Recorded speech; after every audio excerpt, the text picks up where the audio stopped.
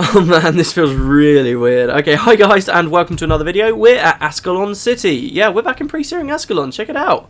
Long time no see. So, since I made the decision not to do a pre-searing series, I decided for the start of this video, we're going to be coming back here. And that's because this video is going to be focusing on the last quest we have to do with Gwen.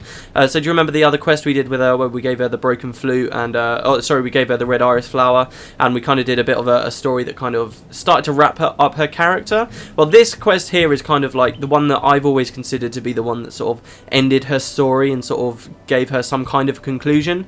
And then of course they did Guild Wars Beyond and reopened it all with Hearts of the North and stuff. So this is the last quest we'll be seeing to do with Gwen in Eye of the North, and it's pretty cool. But to really get the context for the quest, we have to have done certain things in pre-searing, which we're going to have to assume Peter Redhill did. So basically there's some quests to do with Gwen out here. So let's actually walk out and see her. So these really are the most important things in pre-searing, considering this quest. When I was originally planning to do this episode, I wasn't going to do this bit in pre-searing, but I figured, you know what, I may as well take my time with it and actually show you guys. So Gwen in pre-searing, she's always around here. You can always come and speak to her, and she's always fine. In fact, the first time you meet her, she runs over to you, this little girl here. This is Gwen. This is back when she was sweet and everybody loved her. And you could actually speak to her, and she said, "I'd left my flute by the river, but there are lots of scary monsters there now. I don't know what to do. Can you maybe go and kill them and bring my flute back?" And she'll say certain stuff about like who her parents are and shit like that. But we can say, "Sure, I can do that." And she says, "Thank you. Wait, I just know you'll find it." She says, "When I grow up, I want to be just like you." So what you do is you actually notice she's now following us.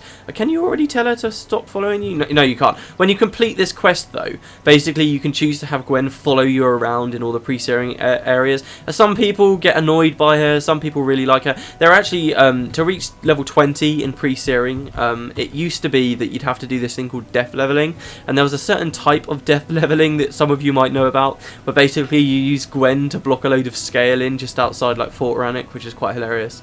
So she is quite cool, and she'll usually follow. Oh, she's not actually following me around right now, so maybe it is only after you complete this quest. But we're going to come out into the river, and you actually see there's a broken flute down here, and you can give it back to Gwen. So sadly she's lost her flute, and it's been broken. And there's a few cool things, and this is really cool. You never really see this happen again in Guild Wars. Like, you'll see what they do with a merchant in a minute, and I wish they kind of had carried it on, because it's really cool. Pre-searing is just full of, and if I did a full series on it, I would have shown you all these different things. It's just full of like what we would now consider oddities with the game, where like they just started developing it, and there were so many weird like little things and the different ways quests are laid out, and it's just all very odd. There's lots of little quirks around here, and the whole thing with Gwen, really, if you ask me, it's one of those quirks. Anyway, you run over to her, and like it's like with this, you never see this with any other NPCs in the game. You get close to them and they follow you, you get too far away and they run off. It's really weird. It's like she's got like the monster aggro system on her or something. Anyway, there she is. So we can say, "Hey, look, I've got the flute." She says, "Thanks for finding the flute." "Oh no, it's broken.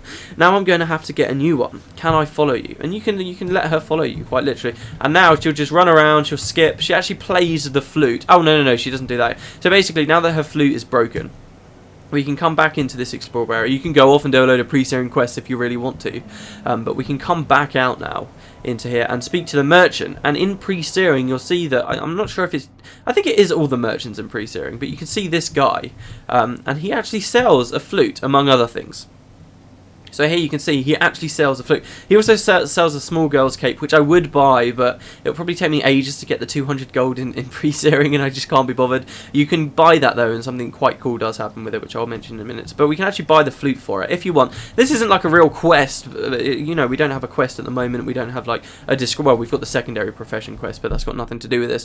And so it really is something you just do off of your own back and go and give to her. And I remember when I first played in pre-searing, I loved doing this. I loved going to the merchant and doing that. And I bought her cape as well, which is really cool.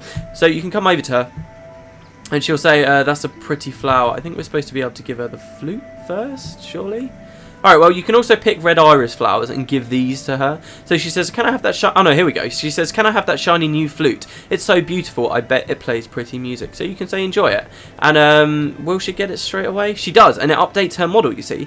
Now she's actually holding the flute. And similarly, if you buy the cape and give it to her, it will change her model as well, and she'll have the cape, and she'll be running around with the cape. I mean, how cool is that? You don't really see that at all anywhere else. It's really cool. And what's even better with the flute is now if you tell her to follow you, which I think she might might do, or we might have to give her the flowers first. She'll actually run around, and every now and then, it's completely at random and you can't rely on it, but she'll play the flute and you'll hear like it actually being played, the sound, and it heals you as well. I mean, how awesome is that? It's really cool. Lots of little details here. You can give her the cape as well, as I say, but you can also give her these flowers, and if you give enough flowers to her and enough of these different things, like I bought her the flute, something will happen. So she said, that's a pretty flower. The flower matches my other flowers perfectly. She spins around a little bit like a cute little girl. Give her another one. She says it matches the others. I think she does have different dialogue. But once you've given her 3 of those and one of the other items, or both the cape and the flute, whatever you want to do. Oh, see, she's so cute. It's amazing. Are these like... I think these animations only apply to her in pre-searing. It's amazing. Alright, so once you've done all of those, she actually says to you, you're my favourite person after Mummy. I think I'll give you my most favourite thing in the whole world. Okay? And she gives you a tapestry shred. Now, before Eye of the North came out, I'm almost 100% sure she would give you this item, this quest item, and guess what? It had no use at all. For years and years and years, it had no use. Nobody had any idea. You left pre-searing. You could find the broken flute again in post-searing Ascalon. You could find, as I said, there was the tattered girl's cape. You could find in Kryta. There were all these clues of the preserved red iris out in Nightfall at the Barbara Shore, I think it is. But nobody knew what had happened to her in Eye of the North came out, and everybody found out, as I've said a million times already. So she'll follow you, and that was about it. But there was always this item, and some people, for all the years before Eye of the North came out, actually kept it in their inventory. And when Eye of the North came out, and when you can meet Gwen again, if you've got this in your inventory, you will get access to a completely unique quest. So let's assume here for a moment that Peter Redhill had come out when I first started the Let's Play and done these things, and he'd always had it in his inventory, and now we're about to do this quest. So the quest that we're about to do actually references quite a lot the events we just saw. So yeah, I'll see you guys in a second back in the main game. This is probably the last we're going to see of pre-searing Ascalon, sadly, so do enjoy it, guys. Yeah, I'll see you guys in a second. Alright, we're back in the Hall of Monuments, cool. And this room as well, actually, I will be, now that we've seen all the starting arcs, we've actually got a fair few monumental tapestries as well. I wonder if the fact that this is a tapestry shred has anything to do with the fact that you meet, I don't know, it probably doesn't to do with the whole fact that there are lots of tapestries you need to lay down here. And I'll probably will start like dedicating a few things, like Charlie and stuff. I kind of, whoa, do I want to dedicate Charlie? It's not like I'll get him in Guild Wars 2. But maybe I will. I don't know. Alright, so anyway, here's Gwen. And now that we've actually got this in our inventory here, we can speak to her. How can I help? And she says, ah, Peter Redhill, how I treasured this little shred of tapestry as a child. I remember the day I gave it to you. For you to have held on to it for so many years, well, it warms my heart to know that I was not forgotten. See, it's cool the way that they add this line, because really the players have held on to it for so many years, which is pretty cool. Please, allow me to hold it once more. I wish to keep it as a token of our friendship. So long as I hold this, I will know that there are some things in life that cannot be taken away from you. There's something I'd like to give you in return. I didn't think the day would come for me to say this, but we must return to my home, our home, to Ascalon. We must head to the Diasa lowlands, where I was held prisoner for a time. I have something hidden there that I want you to have. Will you accompany me? So the other thing, this line, our home, this actually comes here because you have to be a Prophecies character to actually play this, as well as having the tapestry shred, which is pretty cool. So together again, let's do it. So this quest will actually take us back to Ascalon. I've got 3 heroes with me here. Hopefully these guys will be okay, because obviously it's a 4-man area. We're going to be going out into the Grand Courthouse. It's actually quite a long quest with a hell of a lot of dialogue, actually. It's a pretty good one. Thankfully, I've actually got quite a lot of stuff to talk to you about as we're running around, so we should all be good. I have no idea how long this video is going to get. I did have an original... Let's see if there's actually any dialogue before I go off on a huge ass long rant. No, there's not going to be any straight away. So we're going actually all the way down here. We're going to like a temple complex, which I never showed you before, which is pretty cool there. So we're in normal mode. I don't think... Oh yes, it does. I think this quest actually changes the spawns of a lot of the Charr around here to be much more dangerous, which is pretty cool actually. So it really does change all this stuff. It's like with the Titan quest where it changes all of those. And it can be actually quite challenging. I don't know about the team I've got, how much damage we've got, or how good we're going to do. But I guess we'll see. If we start to fail, I'll just go off camera and change it. But yeah, so I don't know how long this video would have ended up in my initial idea for it. Initially, I was going to, and by initially I mean a couple of days ago, I was planning on not showing any of that pre-searing stuff. Showing me doing all the stuff in the Hall of Monuments that I wanted to, and showing Gwen's garden all in this video. And this is because, as I said, in a couple of other videos earlier this week, I said that I wanted to try and get the videos out a lot quicker so that we could end 100% on the 1-year anniversary of Guild Wars. Well, I've got all the Halloween stuff to do as well, so I've been thinking I probably won't go out with that, because I don't want to... It got to a point where 2 days ago, actually, I started filming this video, and I went out to the Hall of Monuments and started talking about that stuff. And I don't know, it was very weird. I've never experienced it before, but I just kind of stopped in the middle of the video. I thought, what the hell am I doing? This isn't going to be that great. And I wasn't motivated to continue with the video. Oh man, I love how much damage we do here. I just genuinely wasn't that interested in doing the video at the time. And I swear to God, I've been doing this for a year, and I never really felt like that before.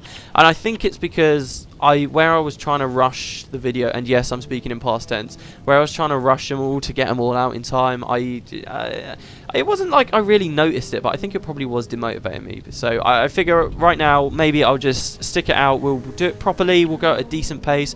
It will end up like within a week of the 1 year anniversary. So to me, that's still going to be a 1 year anniversary, which will be fine. I mean, it's a very little thing anyway, isn't it? So yeah, that's basically my decision. I might as well just come out and tell you guys straight away. I'm not aiming for the whole, because that would mean today I'm filming this, it's Thursday.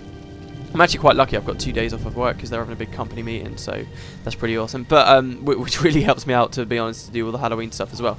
But even with that, it would mean that I would have till Sunday to finish it all off. And we haven't even really started the 4th arc, so do you know what? We'll just take it in time. I doubt any of you really mind. It was just probably an example of me trying to bite off more than I can chew. So yeah, there's that.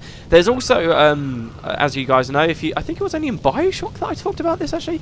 I got a tax rebate a while ago, and I've now spent the money on a microphone, and it came from Amazon the other day.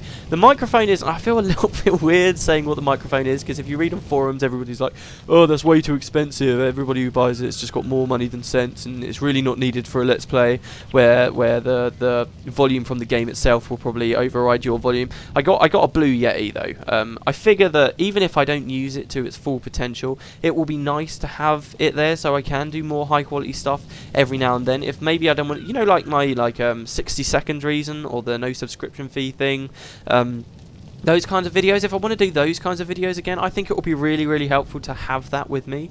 I fiddled around with it a little bit.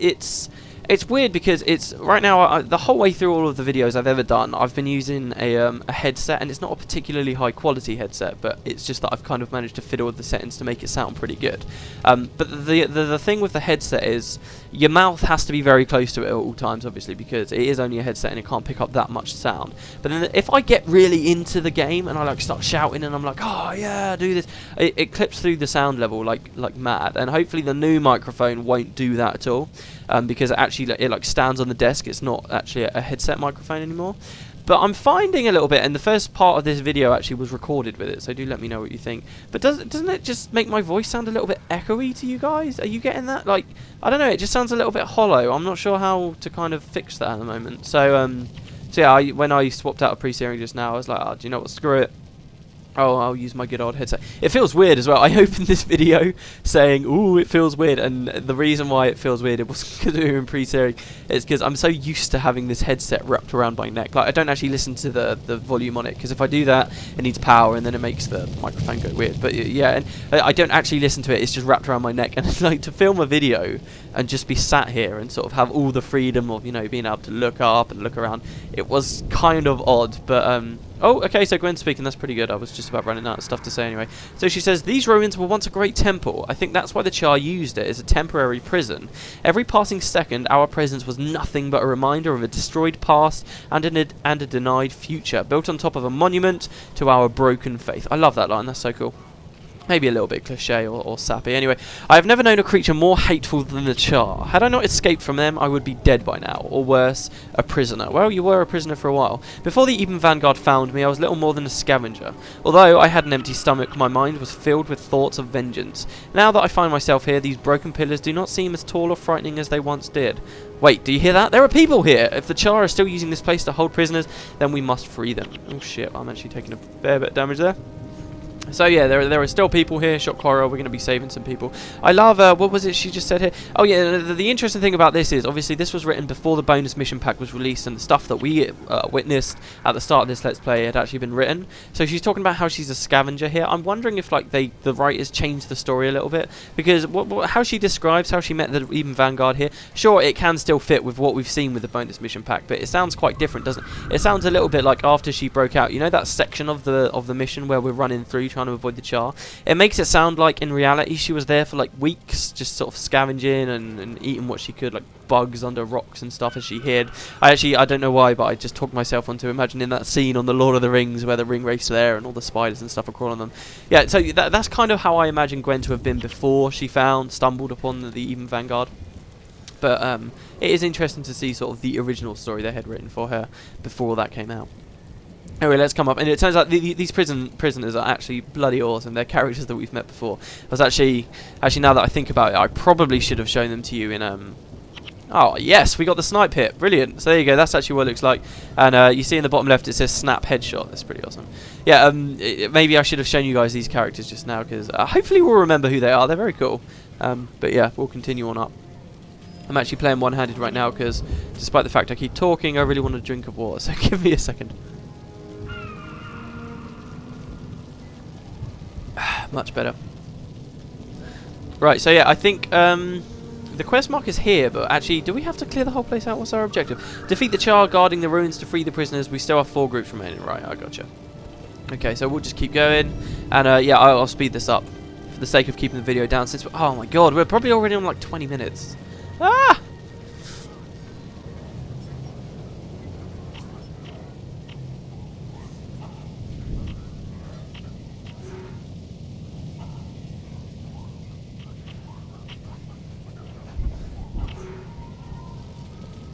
Oh wow, there's an actual boss up there. Maim Death Rain. That's an awesome Charr name. It doesn't sound like a Charr name actually, does it? Death Rain. Is that an existing... No, that can't be an existing boss in the area. Maybe we have to kill him as well as a part of the quest. I don't know. I love this little bit here, by the way, where the prisoners are. I think we should probably only have to kill these. How many groups does it say we got left? Yeah, 2. I love the way they do this. Like, they all converge into the middle and you've got to pick them off as the patrols leave. There's something quite clean about it. I just really enjoy it when they do this. And it's so rare that it happens. It's always a lot more chaotic with trying to figure out what patrols are moving where, you know. Right, there we go. One more group. I can only assume that it's this, so we're not going to be fighting Maim Deathclaw at all. But let's look at the prisoners, I guess, while we're having a fight. And we can see that one of them's Duke Barradin, and one of them is Farah Capo. Do you guys remember these people? These people, Duke Barradin was in pre-searing. He's actually quite a big character. He owned the Barradin estate, if you remember. If you remember the king, he was actually the real king. He was supposed to be the real king of Ascalon. He actually had the royal blood. But I can't quite remember what happened now, actually. But King Elderburn basically ascended to the throne because he was a great warrior during the Guild Wars, and Barradin basically stepped aside. Barradin himself didn't mind. I love this sort of pre-fall of Ascalon history of like their monarchy and stuff. Barradin actually didn't mind not having taken the throne, but there were a lot of royalists that if I were to do the pre-searing series now, actually they added some new lore about the royalists, which is pretty cool. These menders really take ages to go down. But some loyalists kept like trying to fight for Barradin to have the throne, but it never happened in the end. But now Barradin just fights for Adalburn, and he and Farah Capo, I think Capo was even in pre-searing as well at Devourer Cave, if that rings a bell. They actually were the guys that made the push through the wall right at the start, do you remember? At Peak and Square. That's still one of my all-time most iconic quests of prophecies, moving along with the scout to Peak and Square north of the wall to the safe area. That's so cool. And there were all those quests you could do with Barradin and Farah Capo, like as you left. Do you remember that? That's all these two people. These two people from all... Oh wow, that was amazing. That was like first person... Look at this! Look at my sword! I've always wished Guild Wars would have first-person view like this. Look at this! This is amazing. Okay, sorry. Duke Barradin says, "Hail, to whom do we owe our lives?" Gwen says, "We are from the Even Vanguard." The Even Vanguard? It's been that long since we heard word from them. We thought you'd all been lost. Don't forget the Even Vanguard were originally, if you trace them back, from the offshoot of the troops that Rurik owned, rather than Adalburn. So it makes sense that once Rurik got taken out of the picture, so did the Even Vanguard. But the truth is, they just went north. Not destroyed, says Gwen, just beset on all sides by foes. I see the Charr still plague these lands. Farah says, "We had continued to fight these monsters since the searing, and for a time we were gaining ground, but lately the Charr have become fiercer, unlike those we have fought in the past. Every day they push further into our lands. The Charr nearly sit outside of Ascalon City's walls. If we do not fight, then who will? Unfortunately, we were overrun, which is how we came to find ourselves here. I will have the head of Dagnar, the Eye of Flame, yet." Wait, you couldn't have... Did you just say Dagnar, the Eye of Flame? Dagar, sorry. I did. He's the monster that has led these Charrs into a renewed assault on our land. Does the name mean something to you, lass? Yes, it means something. Do you have any idea of where that old demon is? When last we saw him, he was headed toward Old Ascalon. Our unit was not enough to stop him. If he has reached the walls, I fear for the safety of Ascalon City. Then we must head to Old Ascalon at once. I love the way that's called Old Ascalon. It's really cool. It's like in reference to what Ascalon used to be, maybe, or something. Well, whatever. There we go. That's the first bit of the quest. We're going to come down here. I think the quickest way is to go to the Sardelic Sanitarium. I love coming back to these old places. Let's bring about memories.